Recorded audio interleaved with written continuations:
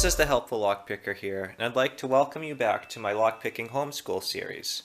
This video will focus on the different types of locks out there. In order for you to be able to successfully pick locks, you're going to need to know what type of lock you are faced with. The two locks I have in front of you now are the type of lock that you could consider a warded lock. These locks can easily be identified by looking at the keyway. Normally they have a pretty open keyway, and they're just a very easy to tell lock when you start getting used to looking at locks. How these locks work is they are lacking any pins in them, and instead there are pieces of wire that need to be pulled back in order to open the lock. This one has one little piece of wire in it, and this one has two. And when you turn the key, it will release it and you'll be able to open it. These locks are really great for cold environments because they do not seize. These are one of the first created types of locks. These have been around for a long time. However, they're not very secure locks. On these locks, one key can be turned to a key to all. If you are able to shave down all the protrusions on the key and only leave the one true protrusion, you'll be able to make a skeleton key to this lock and open them all up. The next type of lock I have is a simple wafer lock. This is a very common lock you can find on like a desk drawer. It operates well. How it differs from a pen tumbler lock is that it has little rectangular wafers on the inside as opposed to the regular pen shape. These are very low security and very easy to open. However, not all wafer locks are low security. What I have in front of us here is a Chicago, Illinois duo lock. This is considered a high security wafer lock. It is a really cool lock. It has a split wafer lock in it. It has a total of 14 active wafers that secure it. And this is a really great lock and has a lot of pick resistance. The next lock I have is just a standard pen tumbler lock, the Master Lock number 3. This is a 4-pin lock. Nothing high security about this. This is a very easy lock for beginners to open. And this is just a standard pen tumbler lock, just like the kind you'll find on your front door. Moving forward from there, we have Dimple Locks.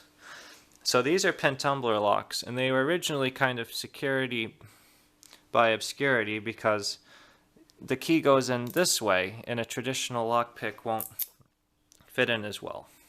This is a 7-pin lock, and there's nothing really special about it. This is a multi-lock 7x7.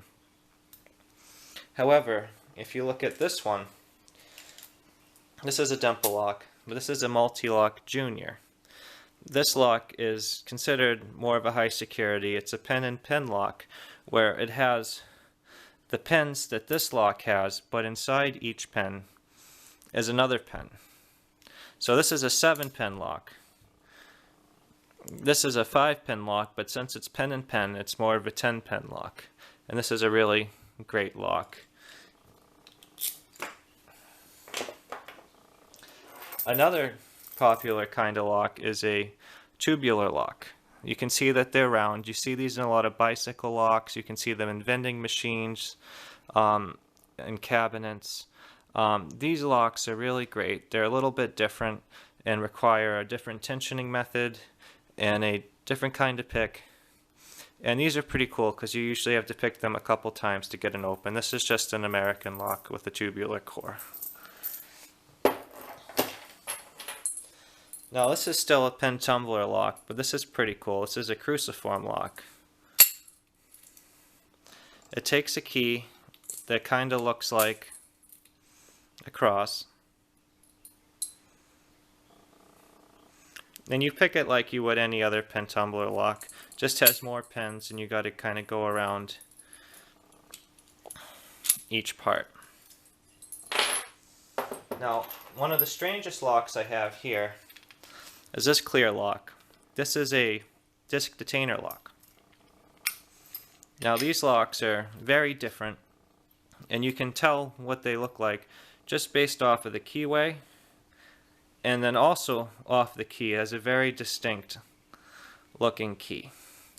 These locks pick very differently than pin tumbler locks. They have all these discs on the inside that you need to turn over in order to get it open, and a lot of the higher security ones have many false gates. They make it so that you have to tension it from the back, and only a handful of people are able to even get them open. This is a cheap tubular lock pick, and this one can get this one open, but it certainly can't get open anything that was made to have the purpose to not be picked. But this is just a little example of all the different locks out there, and I just wanted to be able to have you be able to visualize the different types of locks that you will encounter. There are other locks out there. There's some lever locks that you're probably not going to see too much except on old buildings. And they got a lot of cool different types of locks out there. But I just wanted to give you guys a quick little close-up on some different types of locks you may see and all the different techniques we're going to need to approach them. The focus of this series is going to be on pin tumbler locks. Thank you guys for checking this video out. If you have any suggestions on videos you'd like to see me make, please leave them in the comments below. If you'd like to keep following along and keep learning, please subscribe, and as always, I hope you have a great day, and thank you so much for checking this out.